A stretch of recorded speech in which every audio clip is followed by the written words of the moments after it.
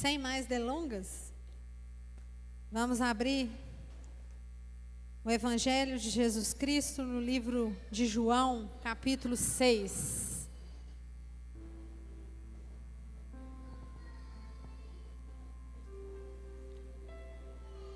João está na hora da palavra, a hora que transforma, que entra quebrando, confrontando. Senhores passageiros, apertem os cintos, que o avião hoje vai decolar veloz. Amém? João 6, a partir do versículo 22. No dia seguinte, a multidão que estava do outro lado do mar, vendo que não havia ali mais do que um barquinho, a não ser aquele no qual os seus discípulos haviam entrado, e que Jesus não entrara com seus discípulos naquele barquinho, mas que os seus discípulos tinham ido sozinhos. Contudo, outros barquinhos tinham chegado de Tiberíades, perto do lugar onde comeram o pão, havendo o Senhor dado graças. Vendo, pois, a multidão que Jesus não estava ali, nem os seus discípulos, entraram eles também nos barcos e foram a Cafarnaum em busca de Jesus. E achando-o do outro lado do mar, disseram-lhe: Rabi, quando chegaste aqui? Jesus respondeu-lhes e disse: na verdade vos digo que me buscais, não pelos sinais que vistes, mas porque comestes do pão e vos saciastes. Trabalhai não pela comida que perece, mas pela comida que permanece para a vida eterna, a qual o Filho do Homem vos dará, porque a este o Pai, Deus o selou. Disseram-lhe, pois, que faremos para executarmos as obras de Deus? Jesus respondeu e disse-lhes: a obra de Deus é esta, que creais naquele que Ele enviou. Amém? Está de bom tamanho até aí. Dou um pequeno aí destaque no versículo 32, né? Em diante, se vocês quiserem fazer uma leitura completa, eu encorajo vocês a ler esse trecho, mas é um trecho muito conhecido de todos. Amém? Então vamos lá. Nesse trecho do Evangelho de João, nós temos que entender um pouco o que aconteceu antes de chegarmos a esse momento. Jesus, ele tinha acabado de fazer o milagre da multiplicação dos pães e dos peixes, né? Era aquela situação em que ele ministrava na vida de inúmeras pessoas que estavam ali em torno dele, pessoas que foram até ele, né? No caso, ele estava em Tiberíades, e ali, dado um determinado horário, percebeu-se que faltava comida. As pessoas estavam sem comida. E foi naquele momento que Jesus fez, né, um sétimo sinal de maravilha e gerou aquela multiplicação de pães e peixes que serviu para fartar aquela multidão faminta que estava ali. E aquela multidão se alimentou. E Jesus, antes de ser ovacionado como um Deus na terra, ele se retirou. Ele disse aos discípulos que fossem, atravessassem o lago e que ele iria se retirar. E se a gente confrontar com outros evangelhos, nós vamos perceber que ele se retira para orar e que os discípulos, dentro do barco, vivem aquele momento, né? Aquele momento lindo, maravilhoso, em que existe a tempestade, em que Pedro anda sobre as águas, né? E tudo aquilo acontece. Eles atravessam o mar da Galileia, saindo de Tiberíades e indo a Cafarnaum, né? E lá chegando, a multidão, quando amanhece, percebe que houve uma movimentação, que Jesus não está mais naquele lugar, né? Eles não queriam se separar da presença de Jesus. E vão até Cafarnaum ao encontro dele. E chegando lá, essa multidão indaga, né? Fala, Rabi, né? Não sabíamos que o senhor estava aqui, né? Como ousa se deslocar, né? Estamos aqui atrás, te buscando, né? E é nessa hora que o Senhor Jesus tem uma palavra de conhecimento, mais um dom, né, do Espírito Santo. Ele tem a palavra de conhecimento e afirma categoricamente: eu bem sei que vocês não estão aqui pelos sinais, mas vocês estão aqui pelo peixe e pelo pão que eu multipliquei, porque vocês se fartaram naquele peixe e naquele pão. Só que, eis a advertência, vocês devem buscar o pão da vida, né? O pão que, se você ingerir, você nunca mais vai ter fome. É esse pão que você deve buscar. E aí, ele diz, aquele que traz esse pão, que traz esse alimento, ele foi selado por Deus, né? Sou eu sou o pão da vida. Ele continua aí nesse capítulo, ele vai falar, eu sou o pão da vida. E se você continuar a fazer a leitura, você vai perceber que eles perguntam para Jesus o que eles devem fazer então, para fazer o que Deus quer que seja feito, né? Para que não haja mais fome, não haja mais ânsia por ser saciado. O que eu devo buscar então? E aí ele diz que creais naquele que ele enviou. Que a única coisa que o Senhor pede, que o Pai pede, é que para creais naquele que ele enviou. O diálogo continua e esse povo limitado, de visão bem limitada, começa a entender que Jesus estava falando do pão que caiu do céu lá no deserto, né? Quando o povo vagava pelo deserto, estava falando do maná, né? Que em hebraico quer dizer o que é isso. A palavra maná quer dizer o que é isso. Eles não sabiam o que era, devia ter visto aquilo caindo no deserto, falaram, o que é isso? Né? E para eles, quem tinha dado aquele maná era Moisés, né? Através das orações. E Jesus, categoricamente, descaracteriza isso e fala, deixa eu te falar, deixa eu te contar uma coisa para vocês. Nem esse pão que vocês estão achando, que eu estou me referindo a ele, que é o maná, nem ele foi Moisés que deu. Quem te deu foi meu pai. Mas eu não estou falando desse pão, não. Eu estou falando de mim. E como ele fez com aquela mulher samaritana, naquele poço, quando ele fala da água, que se ela tomasse aquela água, né, que era ele, experimentasse daquela água, nunca mais ela teria sede. Da mesma forma, nesse trecho, ele diz que ele é o pão da vida, e aquele que está nele nunca mais vai sentir fome. Bem, lindo, maravilhoso, e todos nós sabemos e repetimos isso, que Jesus é o pão da vida. Eu, quando era católica, eu escutava essa frase também.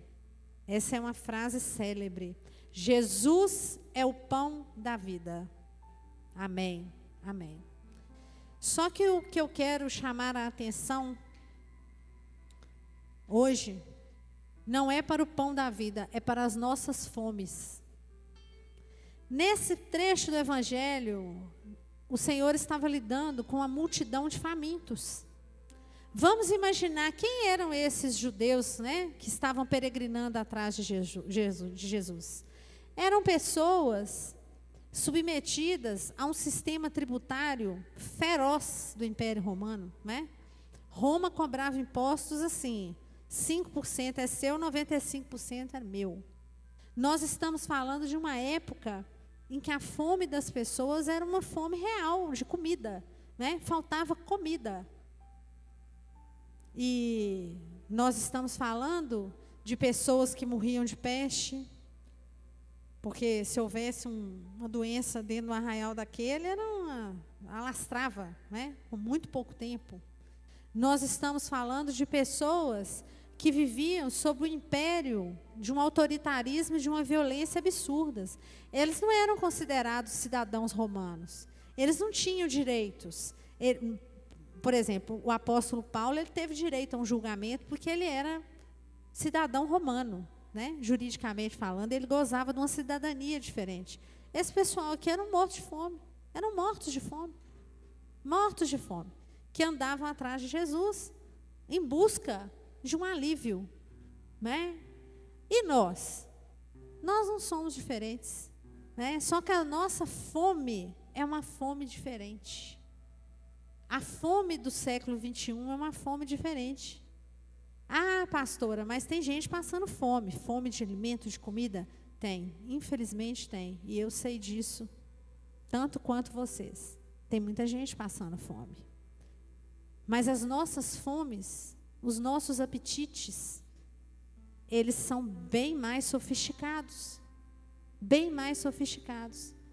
E como a própria palavra diz que em tudo dai graças, eu dou graças pelas minhas fomes, pelas fomes que eu já tive.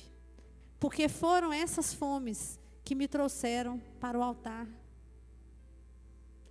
O Senhor é tão bom, mas Ele é tão bom, Ele é tão maravilhoso, Ele é tão misericordioso, que Ele usa as nossas fomes, as nossas faltas, para nos trazer aos pés do altar. O ser humano, ele nasce sentindo falta. Isso é uma teoria psicanalítica. O bebê, ele suga porque ele sente falta.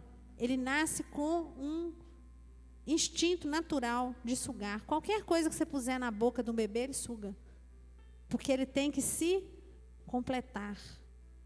Ele tem que se satisfazer. E ele suga. Ele põe para dentro. Esse instinto, que é um instinto básico, que já está lá quando aquele bebezinho está no ventre da mãe, né? Quantas mães fazem ultrassom e não veem o neném chupando o dedinho, né? Aquilo ali é algo inerente ao ser humano. Por quê? Porque quando estávamos lá no Éden, em perfeita harmonia com o Criador, antes que o inimigo entrasse naquele diálogo fatídico com Eva, né? Antes que Adão tomasse aquela postura de zero arrependimento e de 100% justificativa diante do Criador, praticamente colocando a culpa em Deus pelo que tinha acontecido, nós éramos plenamente satisfeitos. Nós só estamos em completude quando estamos com o Pai, quando estivermos com o Pai. Fora daquela situação, a partir daquele momento, a partir daquele pecado, a partir do afastamento do Senhor, porque o pecado nada mais é do que afastar-se do Senhor, do distanciamento do Senhor, a partir daquele momento, tudo nos falta. Tudo nos falta. O nosso cérebro, ele é programado para buscar, para querer mais. Existe uma pesquisa que mostra que você e eu, nós nos acostumamos às novidades que nos faltam com 5 dias, tempo médio. Me falta o celular. Em 5 dias ele já não te falta mais, você nem vai lembrar que ele existe na sua vida. Me falta o sapato, me falta o carro, me falta ter dinheiro para ir naquele restaurante XYZ, me falta aquela pessoa do meu lado, aquele ser amado, para não falar idolatrado. Me falta um ideal de família, a família que eu não tenho, como o meu vizinho tem, a família Doriana da Grama Verdinha. Me falta ter sucesso, ser bem-sucedido financeiramente. Me falta ter poder. Me falta. O ser humano é o ser da falta. E é essa falta, é essa fome, é esse apetite que é a porta aberta para a principal escolha que você e eu fazemos na vida. Quase, se não todos os nossos pecados, eles são movidos na base da falta.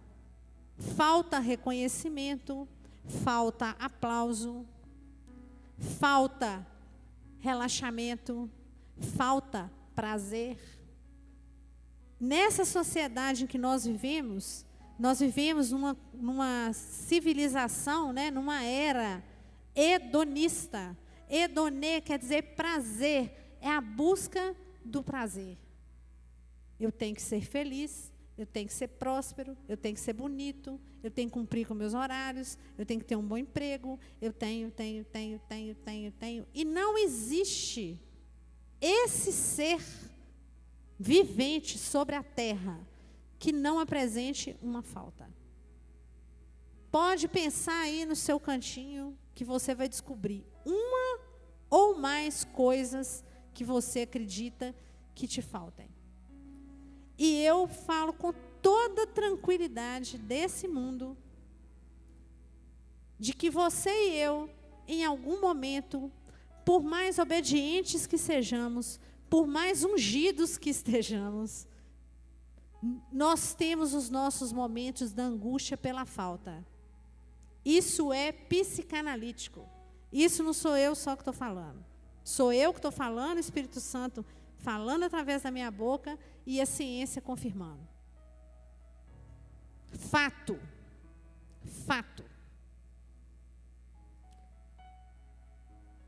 Quando uma pessoa resolve beber, resolve usar drogas, ela está buscando uma completude que ela não encontra em lugar algum. Naquele momento em que ela está sob o efeito da droga, ela está na sua plenitude. Ali ela está feliz. Ela está satisfeita. Não é? Ela está plena. Quantas pessoas dentro de relacionamentos destrutivos são massacrados e massacradas, porque tem mulher abusiva também. E que naquela fase em que o cônjuge, o namorado, o parceiro está tranquilo, né? Está na fase do bem, né? Digamos assim, do anjinho, se coloca na situação e dá até aquela respirada. Agora sim, sou feliz. Quantas vezes a gente entra em situações que a gente buscou a vida inteira uma determinada realização, e naquele momento você põe seu pezinho lá e fala: agora sim, agora eu sou feliz. Agora eu sou feliz, agora eu tenho não sei quanto de dinheiro na conta, agora eu sou feliz porque a minha empresa, não sei o quê, agora eu sou feliz porque eu tenho um diploma, agora eu sou feliz. E aí passa o tempo, você já não é mais feliz, você está ainda na falta. Essa é a nossa fome. A fome da aparência, a fome do sucesso, a fome do prazer, a fome do relaxamento, a fome. Põe para dentro, põe para dentro, põe para dentro. Muitas compulsões se explicam pela falta. Um excesso sempre indica uma falta. Princípio psicanalítico. E essa falta é o princípio do fim. É o passo para o abismo, normalmente. Ela vai tomando um nível, um descontrole, uma idolatria.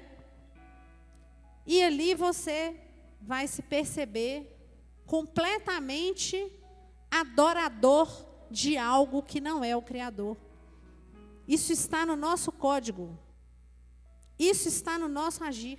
E se nós não vigiarmos muito de perto, nós tendemos a cair. Até nas nossas práticas de fé. Tem gente que adora adorar. Tem gente que adora pregar. Tem gente que adora ser adorado quando adora.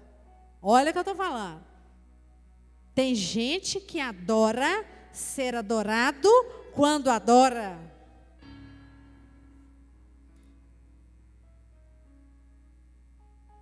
Tem gente que vive de aplauso. E essa falta, muitas vezes, vai abrindo as portas para o abismo, para a perdição, para a condenação, para a escravidão, para correntes, para cadeias. E é muitas vezes na necessidade de satisfazer a essas faltas que estão ligadas à minha baixa estima, à minha falta total de identidade com o Pai, por não saber quem eu sou para o Pai, por ter necessidade do outro saber quem eu sou, saber o quão espetacular eu sou, os aplausos, a falta. É isso que me leva a Jesus. Glória a Deus. Algum problema aí? Algum problema? Porque Deus é bom. E tudo coopera para o bem dos que amam a Deus. O Senhor é tão bom que Ele usa um alcoolismo para te trazer para Ele.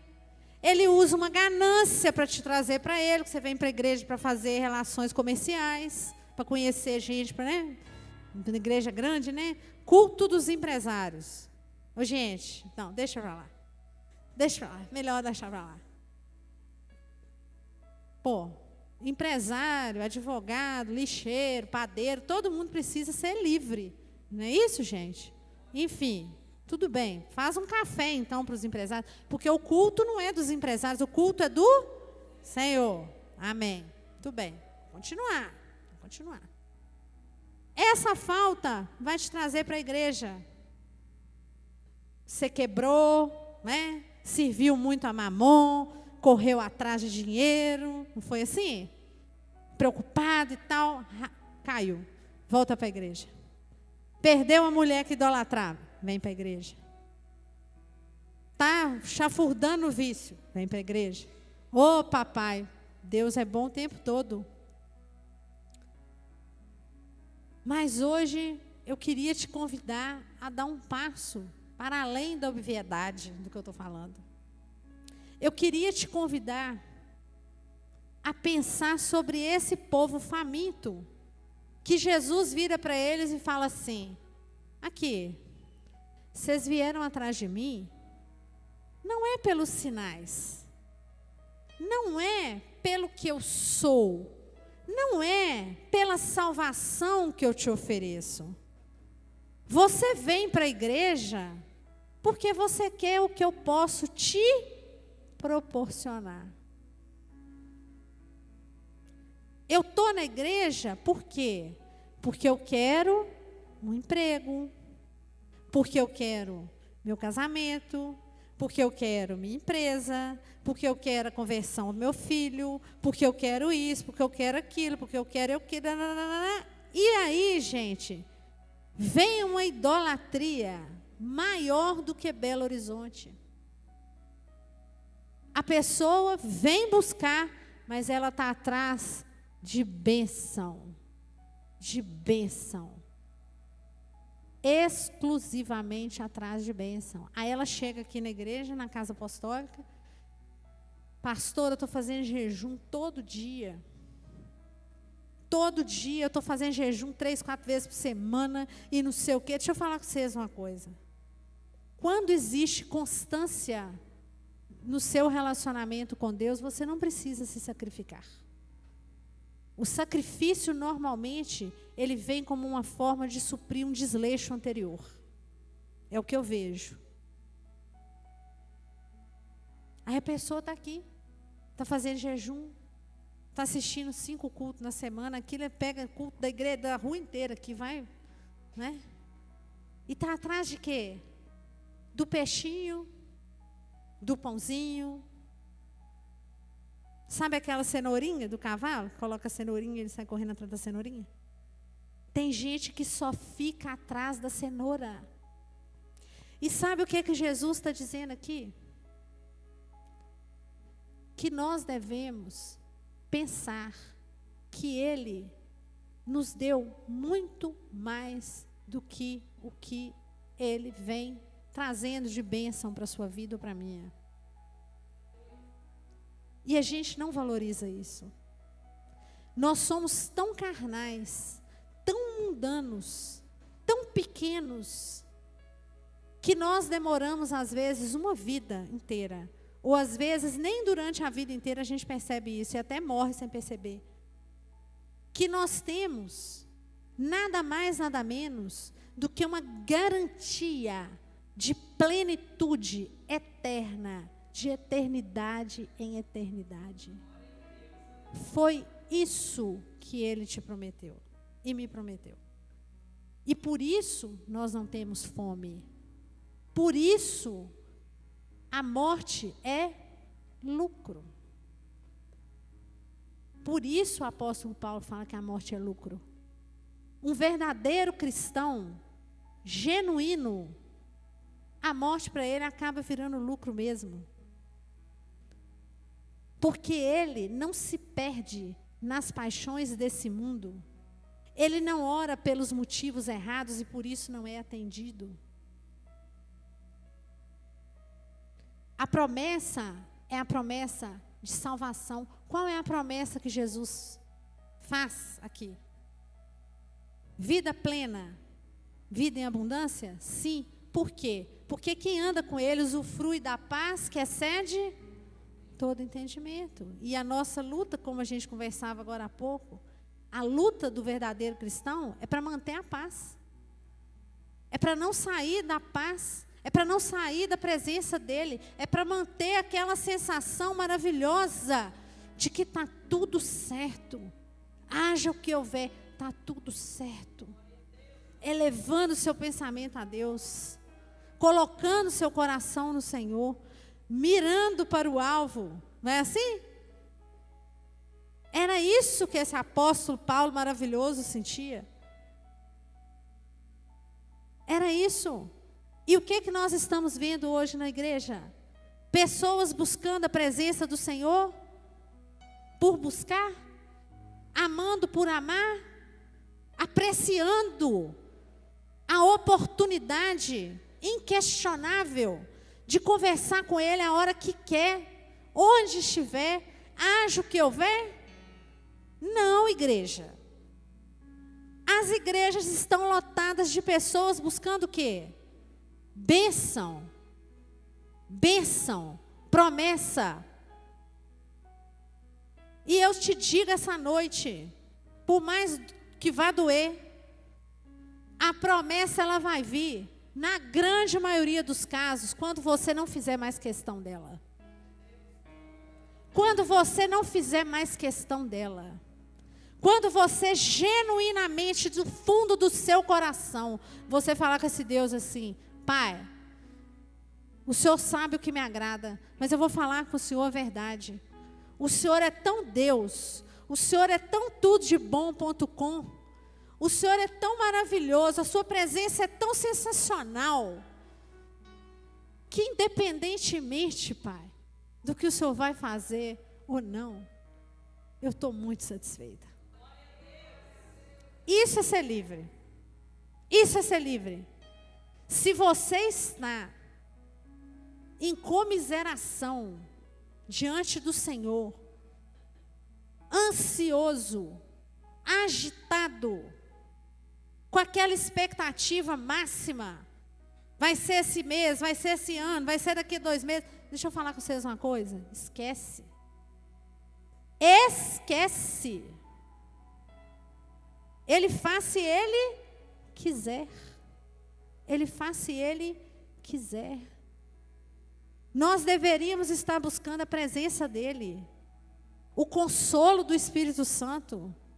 E basta, como ele já disse lá para o apóstolo Paulo, a minha graça te basta. Se a graça do Senhor não te bastar, meu irmão, você está com um problema sério. Tem que bastar. Quanto mais agitado você fica, quanto mais você se debate, mais longe você está da verdadeira liberdade em Cristo Jesus. Isso é ser vitorioso em Cristo Jesus. Ser vitorioso em Cristo Jesus não é estar com seu dinheiro, sobrando dinheiro na sua conta.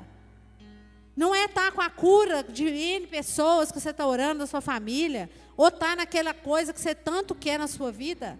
Ser vitorioso em Cristo Jesus é olhar para o lado e falar: eu comi o pão da vida. Eu estou salvo. Eu sou filho. Haja o que houver, eu sou filho. E está tudo certo. E está tudo certo. Entenderam? Vocês estão comigo? É um nível de idolatria assustador dentro das igrejas. Assustador. Dá até medo Tem vídeos que você recebe que dá vontade de chorar. E aí você entende por que a palavra vai falar que a porta é estreita e que muitos vão falar: Senhor, Senhor, expulsei demônio em seu nome, fiz isso, fiz aquilo outro. Ele fala assim: apartai-vos de mim, porque eu não conheço vocês não. Sai fora. Abre seu olho, irmão. Abre seu olho. Está cheio de gente vendendo nuvem. Está cheio de teologia da prosperidade. Sabe o que Jesus te prometeu? Uma cruz para você carregar atrás dele. E ainda virou e falou: renuncia a sua vida. Aí, amigo, ó, renuncia você mesmo. Renuncia você mesmo. Diminui. Anda atrás de mim. É isso que ele te prometeu. Porque ele não quer quebrar as suas expectativas e nem as minhas. Ele não quer e não admite em nenhuma hipótese que o fato da promessa, da cenourinha que você tanto quer pegar não chegar na sua mão, te desestimule a buscar a presença dele. Que palavra pesada, mas é uma palavra verdadeira, genuína, dentro da Bíblia. Qualquer coisa diferente disso, igreja, é porta de perdição, é porta de decepção. Sabe por quê, igreja? Não tem vida com Jesus sem arrependimento. E não existe falar em se arrepender de algo que você não admite que você sente no seu coração e que está em desacordo. Não tem essa. Eu sou muito abençoada na minha vida. Glória a Deus por isso. Eu conheço muita gente abençoada. Mas eu vou falar a grande verdade da vida com vocês. A maior parte das bênçãos, talvez 90%, não foram pedidas, foram dadas. Elas são dadas por graça, se Ele quiser, quando Ele quiser, do jeito que Ele quiser. E você e eu vamos gradativamente aprendendo a apreciar a presença do Espírito Santo, a presença de Jesus, o acessar do Senhor, e você vai se tornando pleno e absoluto nele, e isso é vida em abundância. Ele promete que se nos agradarmos dele, ele vai satisfazer os desejos do nosso coração. Promessa, está na palavra. Está na palavra. Eu, como boa advogada, eu sei muito bem quando está escrito, é só você falar com ele. Está escrito. Capítulo, versículo, está lá. Está lá. Mas é do jeito que ele quiser, igreja. E o que você quer no seu coração não necessariamente é o que está no coração dele. Então a gente tem que pedir a Deus para o nosso desejo coincidir com o dele, não o dele com o nosso. A gente tem que abrandar, valorizar a salvação. Quantas pessoas estão morrendo sem salvação agora? Quantos de nós seremos recolhidos? Você sabe, igreja? Eu não sei. Não tem nada melhor do que salvação, não, gente. Não tem nada mais importante. Quer ser salvo? Quer servir a Deus? Creia em Jesus. E como que eu sei que você crê em Jesus? E como que eu sei que eu creio em Jesus? As nossas crenças definem as nossas atitudes. Nós sabemos se você crê em Jesus ou se eu creio em Jesus pelas atitudes, não pelas palavras, não pela comiseração, pelo ativismo religioso, pela religiosidade, mas pelas atitudes. E essas atitudes, elas são expressas numa coisa muito importante, que é o fruto do Espírito. Esse ninguém finge, esse ninguém simula, é o fruto. Porque crê em Jesus, Satanás crê, não só crê como morre de medo dele. Crer, e isso não ser refletido nas suas atitudes, é não crer. É não crer, é o cristão ateu. Ele fala que crê, mas a atitude dele não reflete a crença. Hora de arrependimento, igreja. Jesus está voltando. hora de arrependimento, hora de pensar se você tem domínio próprio, se você age com misericórdia, se você é benigno, se você tem paz, se você tem amor, se você é bondoso com o outro. Hora de começar a pensar na forma como você se dirige ao Pai, na maneira como você se coloca. Muito importante, porque Ele conhece a intenção do seu coração. Não adianta a sua boquinha falar, papai, faça como quiser, e no fundo você está, eu quero, obstinado, igual aquele povo do deserto. Vai rodar no deserto até mudar de ideia. Fica à vontade. Eu sou acelerada com esse trem de deserto. Ó. Depender de mim, é corrida no deserto, é maratona de 40 quilômetros voando. Desde que a gente seja perceptivo, o Senhor não tem prazer em deixar ninguém esperando, não. Agora, saia dessa, se arrependa. Vai lá em Gálatas 5, e começa a ver, eu tenho fruto? Eu estou dando fruto? Ou eu estou brincando de ser cristão? Brincando de ir para a igreja? Fofocando? Cutucando? Sendo vaidoso, egoísta, jogando com as pessoas, sendo orgulhoso, avarento. Porque se eu estou agindo assim, eu tenho muito que trabalhar antes de chegar com dignidade perto do meu Pai e pedir para Ele qualquer coisa. Peça para mudar, peça para ser transformado, porque o nosso cronômetro está rodando. Está girando, nós já perdemos, nós estamos morrendo. Nós nascemos para morrer. A cada segundo nós morremos. E podemos mudar. E podemos deixar a esse Deus maravilhoso, que é um Pai galardoador. O que é ser galardoador? Ele dá muito mais do que você pede. Muito mais. Deixa Ele trabalhar. Dá um passo para trás. Deixa Ele trabalhar. E sabe qual que é a boa notícia?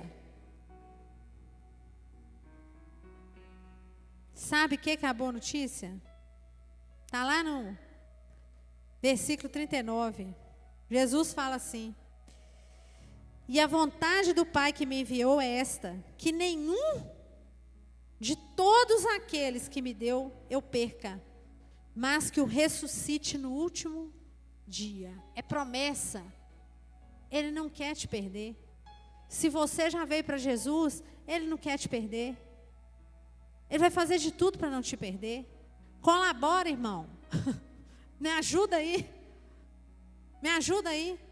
Sai dessa oração oportunista, dessa presença oportunista, dessa vida espiritual morna, baseada em bênção.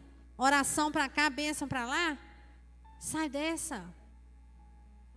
Vamos tomar posse da nossa herança. Vamos buscar chegar nessa plenitude de fé, nessa plenitude de vida espiritual, de chegar para o Pai e falar: Senhor, o Senhor prometeu, mas o Senhor faz o que o Senhor quiser, tá? Já queria falar para o Senhor o seguinte: o deserto está tão bom aqui, tem maná, né? Tem coluna de nuvem, tem coluna de fogo, minha roupa não está apodrecendo, eu não estou ficando doente. Vou falar com o Senhor, a presença do Senhor é tão boa que eu já até esqueci que eu estava no deserto, o Senhor acredita? Eu nem percebi, eu estou aqui ainda, olha. E que o Senhor nos fortaleça. Ele é o pão da vida. Você recebeu o pão da vida, isso está dentro de você, está dentro de mim. É só você acessar. É só você acessar. Amém? O Senhor nos deixou um legado. Ele nos deixou uma ordem. Ele nos deixou uma ordem. Que é celebrar a ceia do Senhor. Em memória dEle. Em memória desse sacrifício. Em memória dessa herança. Por quê? Porque Ele já sabia que a nossa tendência é esquecer. Né? A nossa tendência é esquecer. Esquecer que Ele está dizendo assim: oi, aqui, Você está atrás aí dessas migalhinhas aí, queridão? Eu te dei vida eterna. Eu estou te esperando, eu vou vir te buscar. Mantenha-se limpo, vestes limpas, como uma noiva maravilhosa, esperando o noivo. É isso que ele está falando.